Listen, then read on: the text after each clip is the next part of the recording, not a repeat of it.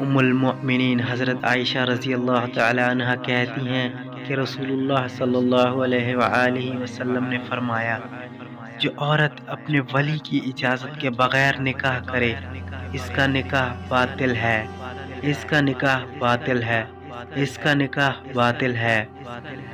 یعنی عورت کا باپ اس کا ولی ہے، باپ نہ ہو تو بھائی یا چچا، دادا یا تایا یا ماموں ولی بن سکتے ہیں۔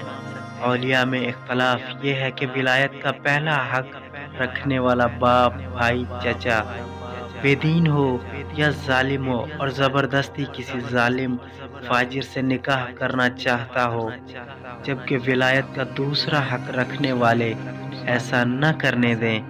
ایسے میں ظالم یا بے دین ولی کا حق ولایت از خود ختم ہو جاتا ہے۔ پھر گاؤں کی پنچایت یا شہر کا دیندار حاکم یا پھر شہر کی عدالت اپنا حق ولایت استعمال کر سکتی ہے۔